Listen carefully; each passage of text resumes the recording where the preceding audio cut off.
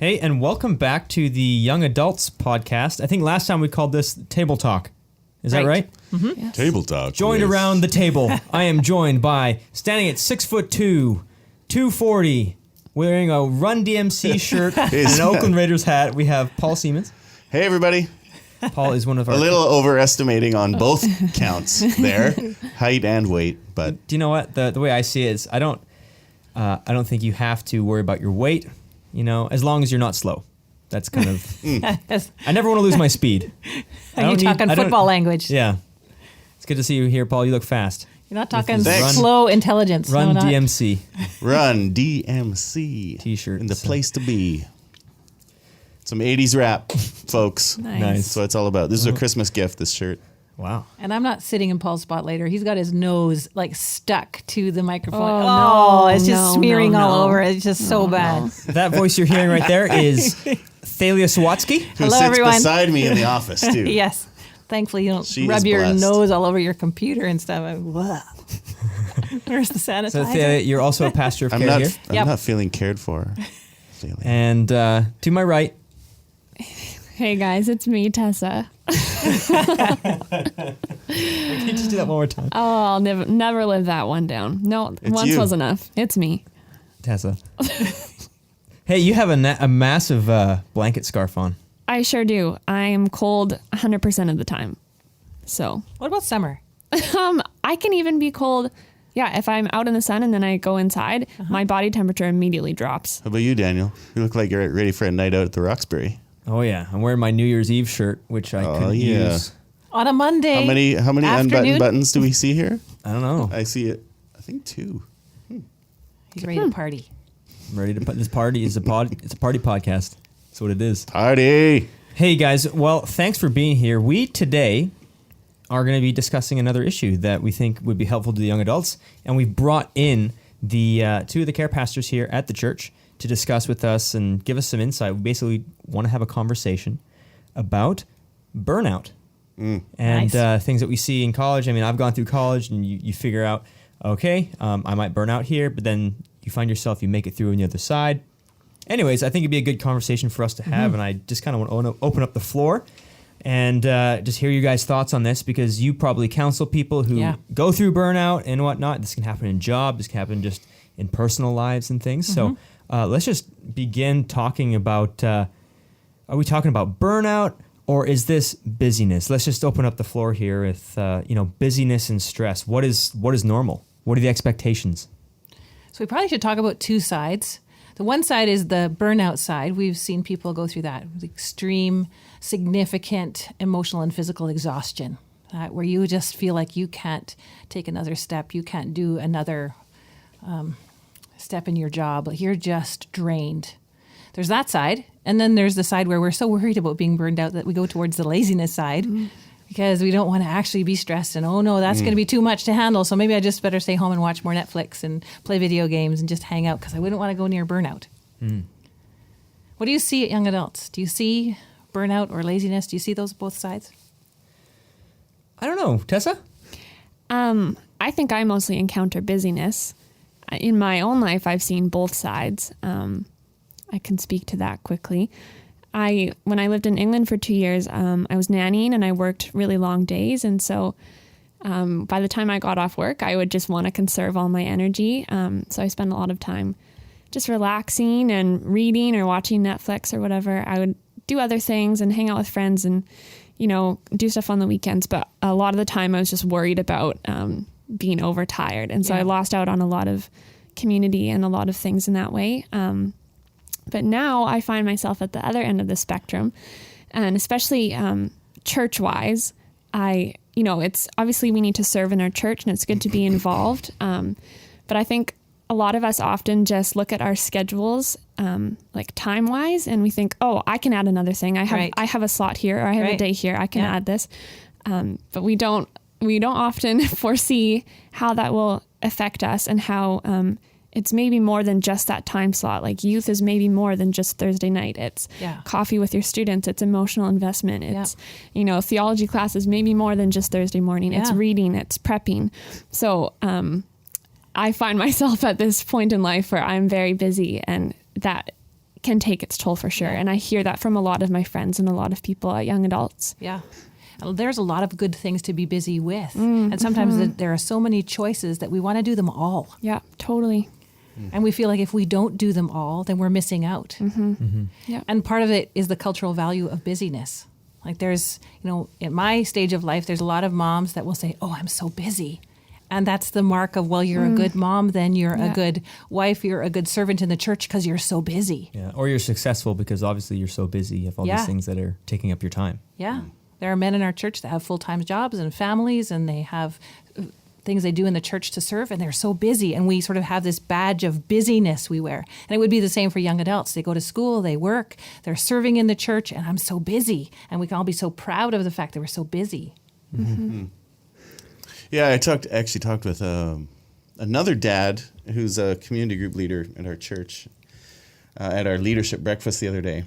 And we were talking about things, and he was talking about this kind of phenomenon about how everybody always, like, you ask them how you're doing, oh man, yeah, I'm busy. Yeah. And how he and a couple of other guys actually said, when we ask each other how we're doing, we're going to actually refrain.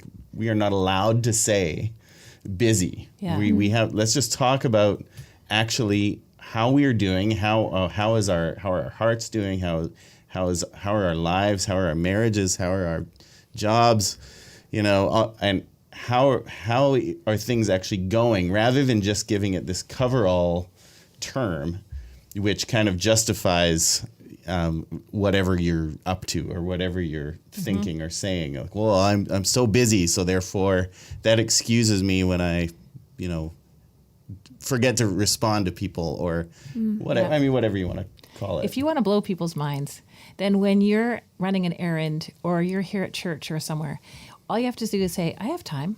People will say, oh, Thalia, you're so busy, I'm sure you can't meet with me. Or we're at Save on Foods, and I'm sure you're so busy, you're running off. Like, I just don't want to take much of your time. I'm standing there with my Tim Hortons going, I have time. Yeah. We can talk for 5 or 10 minutes. That's no problem. Yeah. And then they don't know what to do with that. Yeah. And cashiers don't know what to do with that. If you say, oh, it's not a problem that, it's been delayed because of this or that, like, I have time. Yeah, Right. because it's so rare to It's hear so that. rare. Like it's so true. Every conversation you ask someone how they're doing, and the answer is, I'm busy. Yeah. And when they don't say that, you almost have this little bit of judgment, like, well, Yeah. why aren't you busy? Yeah. And I do the same thing. My response is, I'm busy. And I'm just like, we just have this label over our Yeah. lives, and it's starting to define us, which I Yeah. really don't like. Because it makes us feel proud of ourselves. It makes us feel like we fit in. Yeah. It makes us feel like we have something purposeful to be doing all the time because we're busy. That's this blanket statement. When I think of busyness, I always think, so this is where I'm kind of cynical on this subject, and I think we'll get into this a little bit later. Sure. But it's around time management. Because Yeah. when I hear people, oh, I'm so busy, I'm thinking, well, you're not prioritizing things yet. And so in my mind, if someone says, hey, like, are you available to meet at this time? I'm always, okay, yeah, I can make time for that. Right? And then if you make it a priority, you begin to build things around it. Right. And so, yes, okay, I have this thing at 6 p.m. I have another thing at 8 p.m. I can meet you in between. Yeah. Does that sound good? And I think you can build time into it and just expect that you're going to be, it's just going to be busy, but you can do it. Yeah. And so my thing is when people are like, well, I have just too much homework going on, I can't make it to community group. I'm Yeah. thinking, well, why haven't you prioritized that? Yeah. If it mattered to you, you could study before. Yeah. Maybe take a 2.5 hour break when you go to community Yeah. group, hit a little bit of studying after. Yeah. And so I realize that people have school, people have work. Yeah. But I was there's one girl in my community group who works 2 or 3 jobs, Yeah. is going to school full time, serves at high school youth, on worship teams. She does Yeah. tons. And I'll ask her, and she'll say, you just got to prioritize things. You Yeah. always have time. And so I find myself kind of cynical. Yeah. Because I think a lot of times we are very busy, but we're not as busy as we like to think we are. And we waste a lot of time. Well, and we have to think That's for about sure. exactly what are we spending our time on. Because I know that I love to read, so I always make time to read. It's a given. And I like some Netflix shows. I will make time to watch TV. Yeah. But there's other things I've chosen that I don't want to make time for. So I'm not on Facebook very often because I don't want to make time for Facebook. So it's more a question of what are you making time for?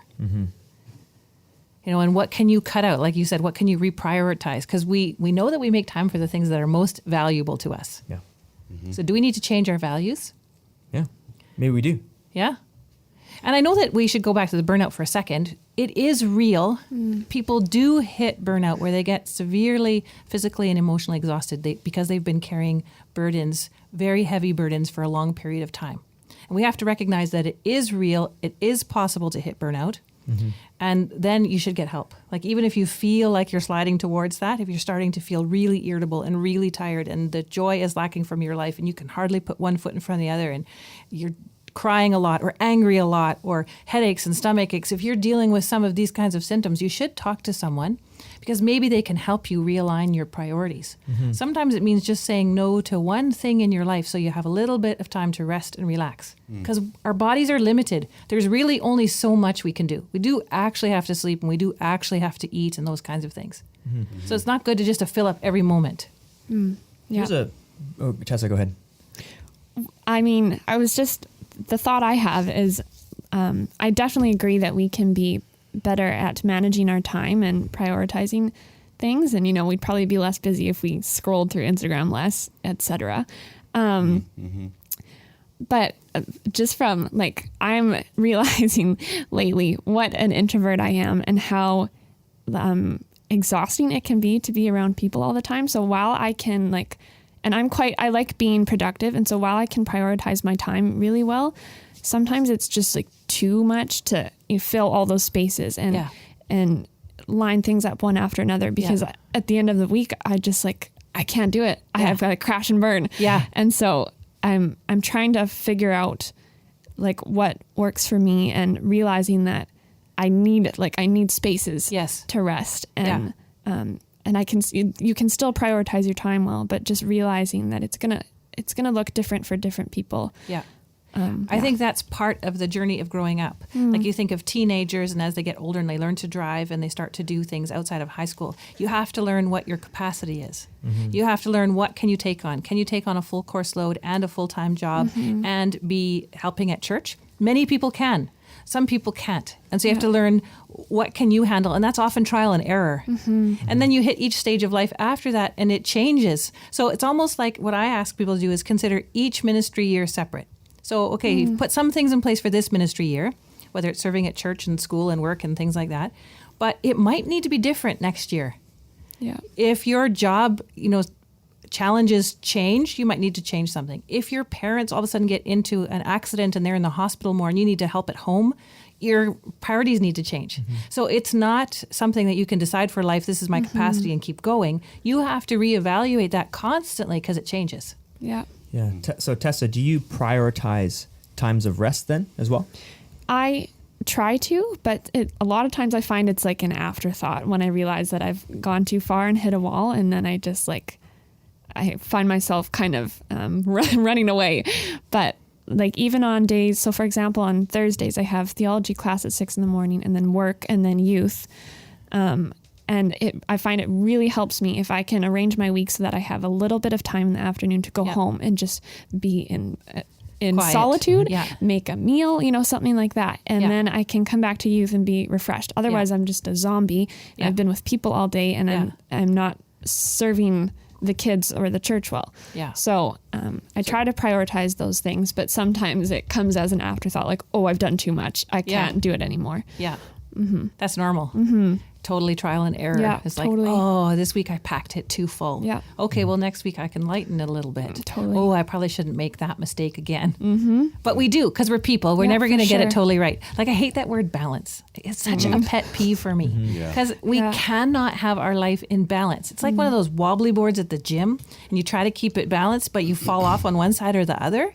It really should be more, you think of your week or you think of a month. And over that time period, can you eat and exercise and be with some friends and be involved in some kind of Christian service and be learning and growing spiritually sort of over all that time. Yeah. But some weeks are just crazy. Oh, yeah. And some weeks you're sick and you can't do anything.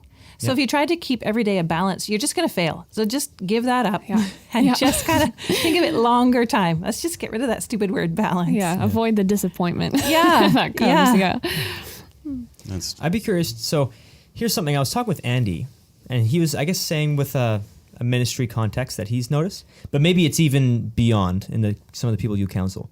He'll say a lot of times he'll notice burnout, not when people are very, very, very busy, but when they're asked to do something that they're not actually really gifted in, Yeah. or really have any interest in. Yeah. So when it's super busy, but you're doing Yeah. what you love, and Yeah. you're like, okay, this is like a 60-hour week for me Yeah. at work, but I'm having fun. I enjoy doing this. I enjoy Yeah. the people. Yeah. That sort of thing. I can't do that every week. Yeah. But during that time, it's totally fine. But he said he's noticed that, busyness is going to be a part of life. Yes. You're going to be busy. Yes. There's going to be moments that have heightened stress. Yeah. But if you're doing things that you're not really that good at, and maybe you know that, and there's a lot being asked of you, are those the things in your, Yeah.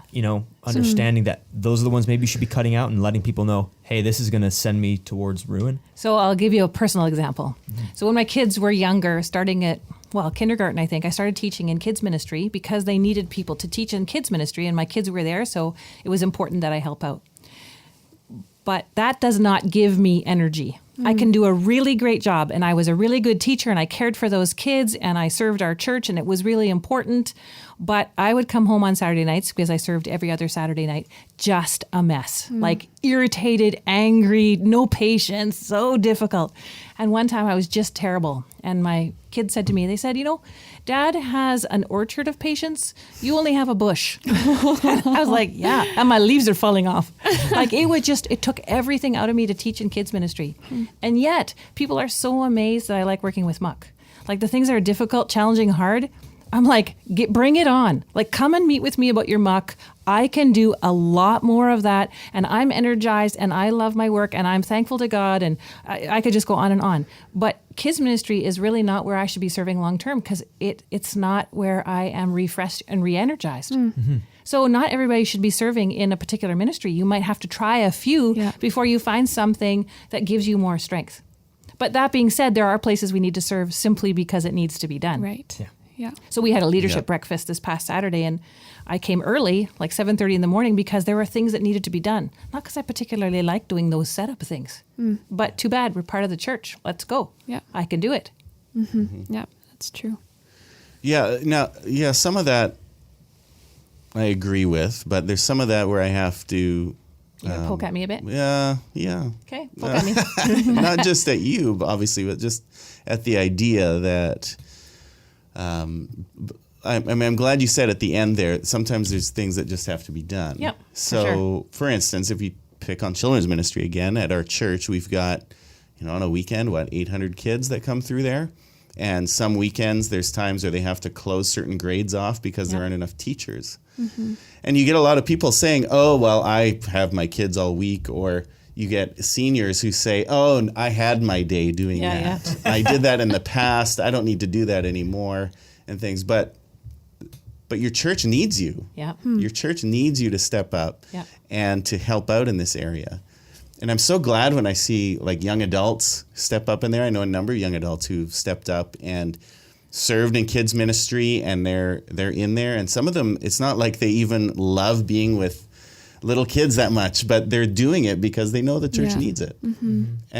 And sometimes, honestly, when we were talking about church planting at seminary at one point, and our professor was saying, don't put people into jobs that are always just what their giftings are.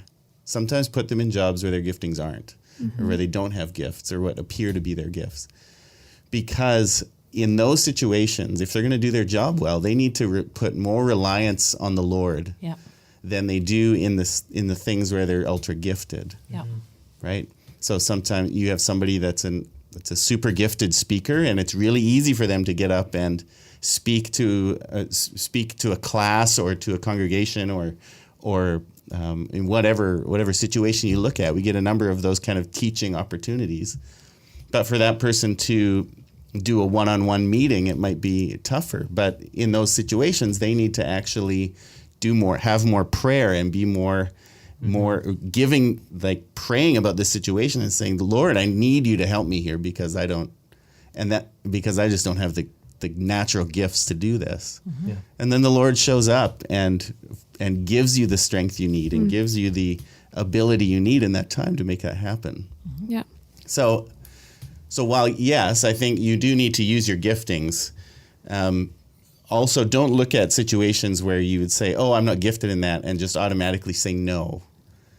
Look, does somebody actually need that? Yeah, it might take some energy from me, but you know what? I will pray my way through it, and I will serve with a happy heart.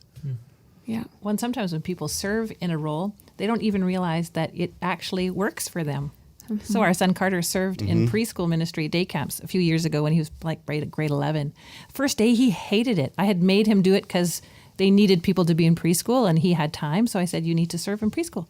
He hated the first day. He said they just cry for their mom.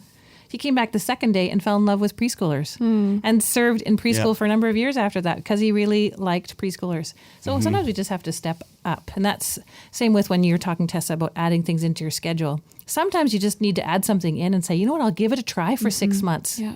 And if it's really not working well, I can say no thank you at the end of it, which is a bit of a boundaries discussion. Yeah. Yeah.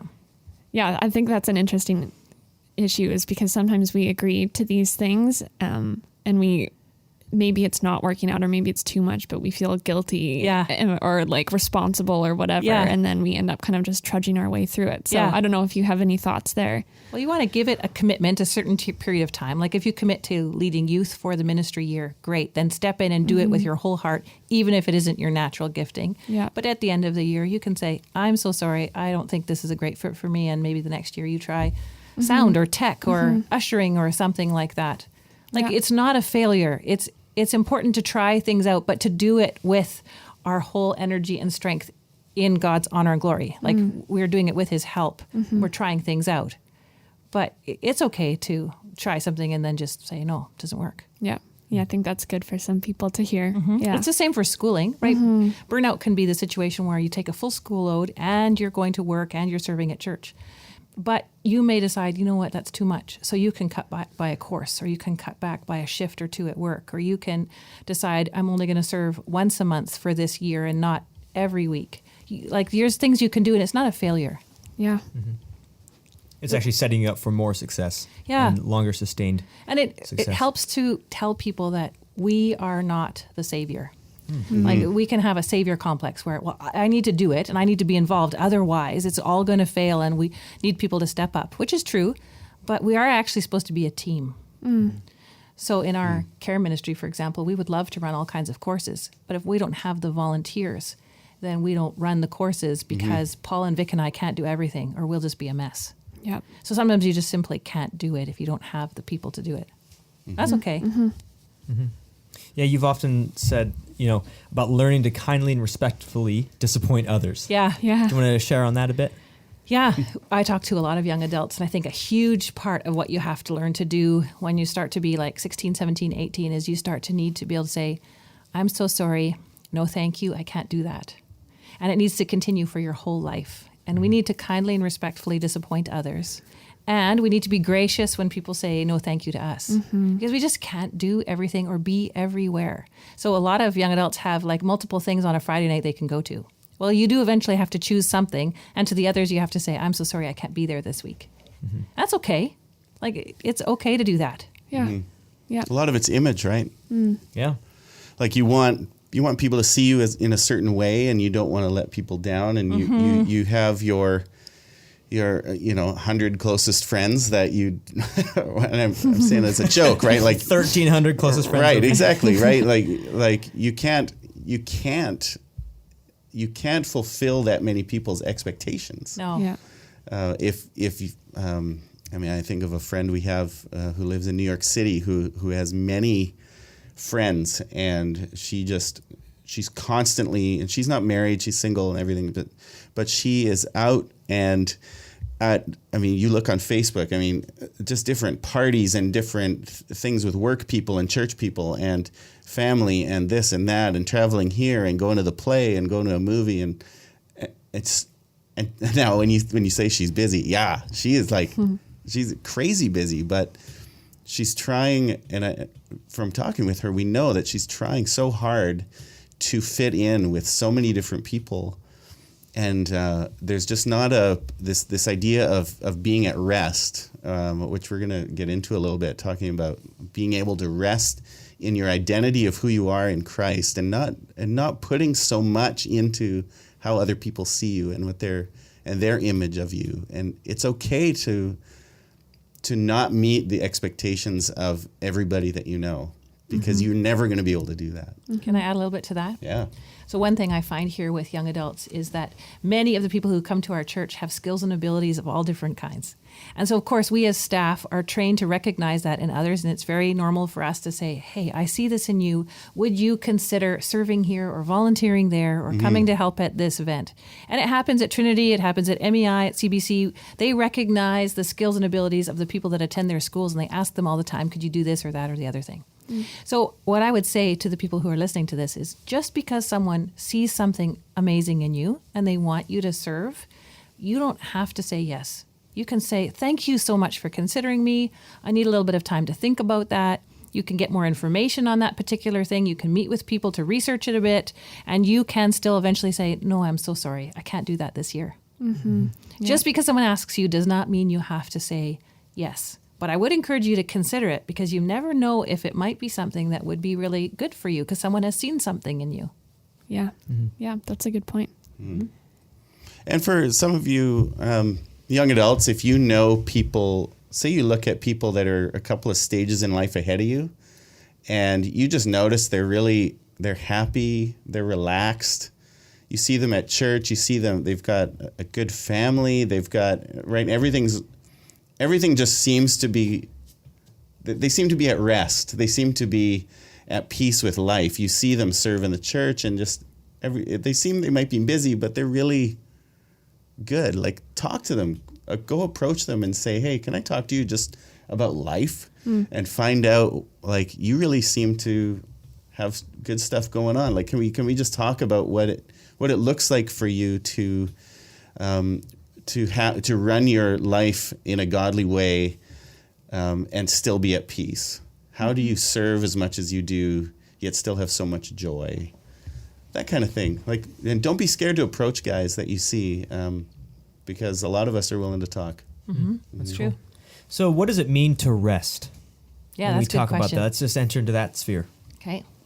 That's So a you- good question, because it doesn't mean just sleeping. Although Right. naps are good, I think. So rest is different for each person, because what rejuvenates you is more the question. So some people are rejuvenated by working on their cars or going for a run or doing a particular hobby.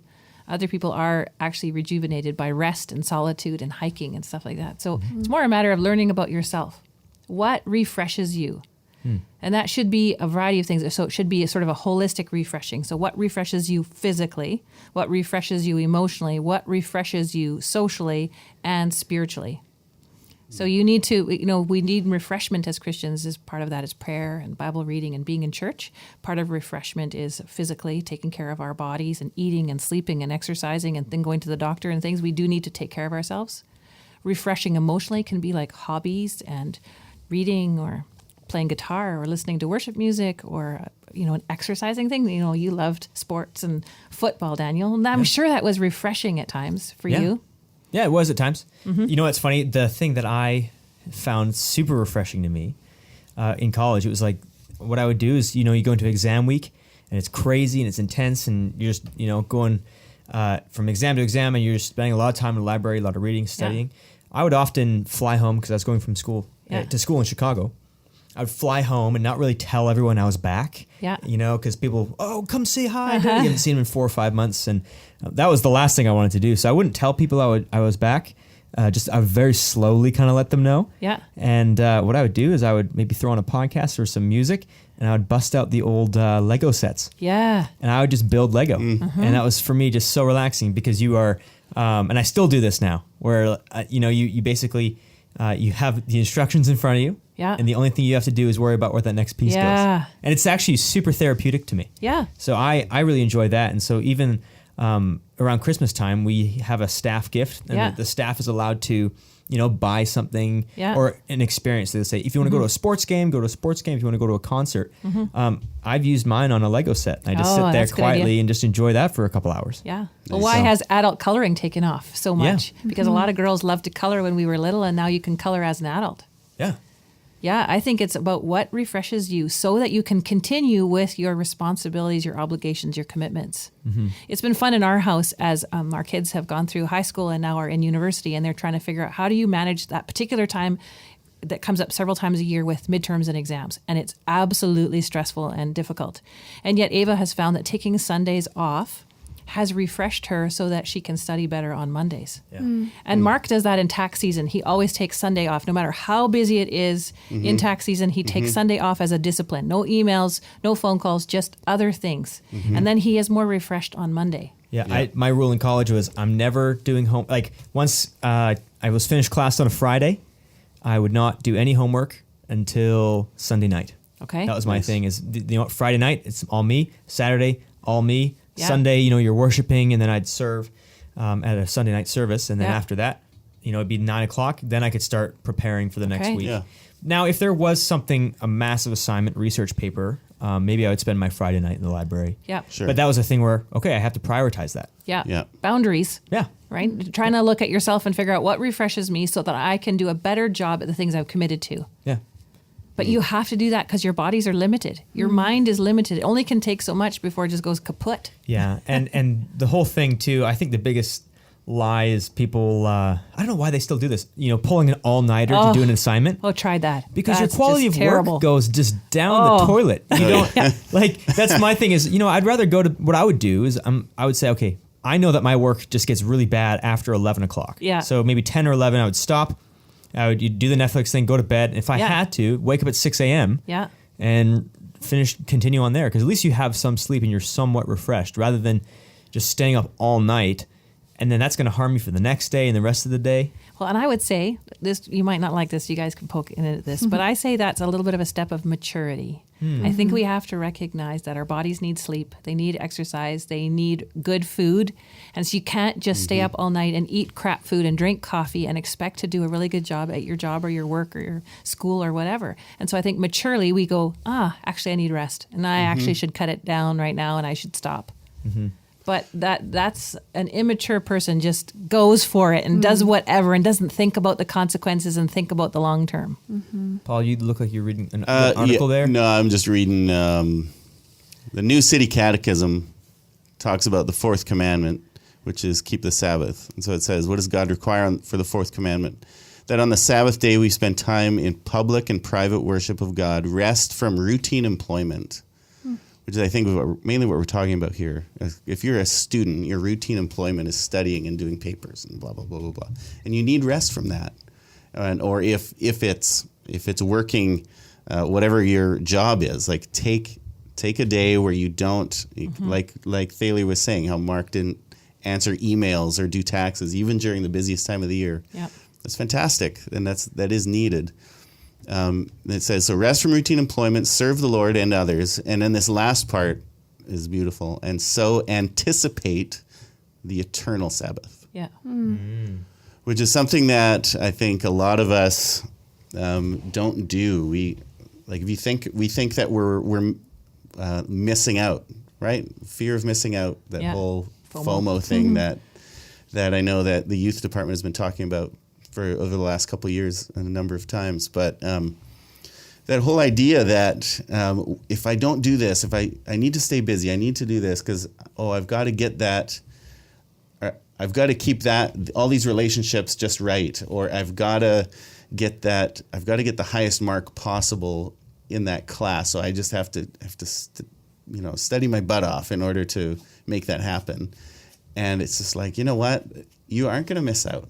Like, it's okay if you get a 90 instead of a 95 on your grade. And it's okay if you say no to your friends once in a while. And it's okay if you don't earn that extra $100 that you'd make if you work that extra shift on the Sunday or whatever it is.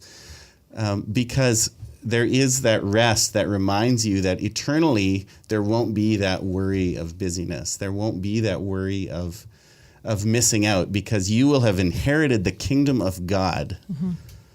You're a co-heir with Christ. Don't forget that. And please don't hear that Sabbath has to be Sunday. Yeah. Because depending on your schedule, it might need to change. Like if you're a shift worker or if you always work on Sunday because you're in retail, it can be a different day. I am on duty on Saturday night, so my Sabbath tends to be Saturday night to Sunday early evening, and then I go like crazy Sunday evening getting ready for Monday. Laundry and it used to be lunches for kids and all kinds of stuff like that. So my Sabbath had to move a little bit. So your Sabbath might need to be different, and it might not need to be the same day every week either, depending on what you've got going on. Mm-hmm. Yep. What would you say to those who, this kind of getting into a little bit of, maybe vacation, but also Sabbathing well. What would you say to those who would feel guilty about this particular activity I want to do is going to cost me money? And feeling like spending money to relax or rest is you might think, well, that's an irresponsible use of my money. How would you counsel that? Is that because they think that it's holier to not spend money and to keep your money in the bank? Like, is that Sure. that Yeah, kind of or thinking? because you're supposed to only use your money wisely and don't squander it before God. Right.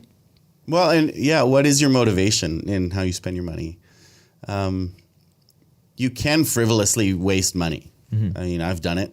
A lot of people do it. We're people, we make mistakes. Yeah, and you can do that, but you can also err on the other side where you are greedy and stingy and holding on so tightly to your money that your money actually consumes. So money can consume your heart on both ends, in terms of greed or in terms of what it would be, license, right? Legalism or license. What are you doing with it? Yeah. And if your heart in it is this thing of Sabbath and rest, and you have this idea that you are actually worshiping God when you're resting, even no matter what you're doing, you don't have to have your head bowed and your hands folded to be worshiping or to be sitting in the worship center or center court or west court or whatever to be worshiping. All of your life is worship of God. Everything in creation belongs to God. Everything in creation belongs to Jesus. So when you take some money, for instance, like my kids would love to go to Disneyland again this year, and we'd love to be able to save some money for that. And so we're looking at, is this going to be possible? And it might be possible by the end of summer or something like that to take our kids on a road trip down to California or whatever. But we have to be wise about our money and go, okay, so we've got these costs that we've got, and we got to prioritize things. And is it wrong to take them to Disneyland? I sure don't think so, because it is a way of having that rest, that time of family unity and bonding, and enjoying another part of God's creation as you drive down the I-5 and even though it gets really boring through part of California there, but vacation shouldn't be seen as a frivolous waste of money. Although if it's taking away from the necessities of life, such as the need that you have to actually put groceries on the table and pay your rent, there's things that need to be taken care of for your family or for yourself, that you may need to make sure those things are being taken care of, that you're giving to those who are in need, that you're giving to the church, before you start thinking about things that are a little more, I don't know, frivolous. Tessa, what do you think about spending money? Do you spend money to relax? Do you feel guilty about it? I do. I often Coffee time. I mean, I guess my way of spending money to relax would be going for coffee with people, but I often have that little voice in my head that is like, oh, this isn't responsible and you need to cut back, and that little guilty voice inside your head. So it's hard. Like, I think it is good to examine your motivations and examine your heart. And, I have rent and groceries and all the rest of it that needs taking care of. And like Paul said, if you're making sure that you're giving to the church and using your money wisely and being responsible to a degree. So if you're just overspending selfishly and all the time, then something probably needs to be re-examined. But God gives us a lot of freedom. Yeah. Like we're to be good stewards, but we have a lot of freedom in what that looks like. Yeah, exactly. So if you're just like, for instance, if you're going out and just buying things and kind of collecting them and never using them, that's not being a good steward of what He's given you. I had kind of a new thought in the fall. Mark and I went to a really amazing craft sale in Vancouver, a Christmas craft sale, and it was incredibly amazing crafts, like the best craftsmanship of every kind of thing you can possibly think of. And I thought, wow, would this be greedy to buy something here? And then I started thinking, yeah, but if everybody keeps their money in their pocket or in their bank and doesn't spend, then we're not actually helping others either. So sometimes I think it can help others if we spend money either on somebody's craft or in support of their mission trip, or we go and spend coffee at a shop so they can keep running their business. Like, I think we also need to think that our money is helpful to others, and how we use it can be a good thing. It's not wholly only to keep it in your wallet or in your bank account. Yeah. You can use it in a generous way to help others. Yeah, even so, like, that's a good point in terms of how you spend or where you spend. You can support local businesses and local like local farmers or local people that make things here locally by buying from them. Yeah, you might have to spend a little more than you do if you go to Walmart and buy the whatever that's made in China or Taiwan or whatever. But you're actually supporting somebody right here. Yeah. And you're actually building into your community, which is a good thing. Yeah.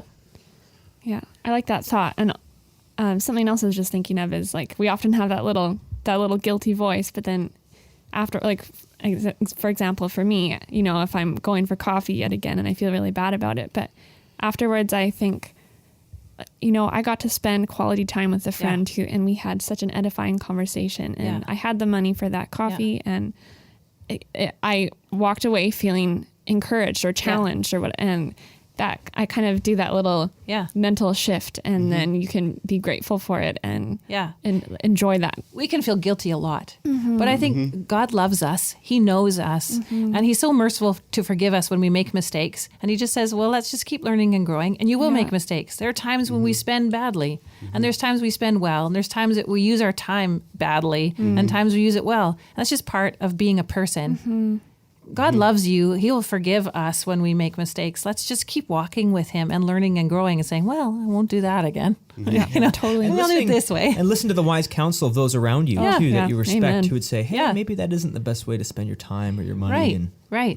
Yeah, because God will use that to grow you and change you. That's one of the cool things about being in a community. Yeah, Absolutely. Being plugged in at church, being plugged in at young adults, is you can have people speak into your lives and be open to that. Yeah. Which I think is especially important for young adults. We have so much opportunity to learn from people and glean wisdom, and we shouldn't pass that up. I think it's really helpful. Yeah.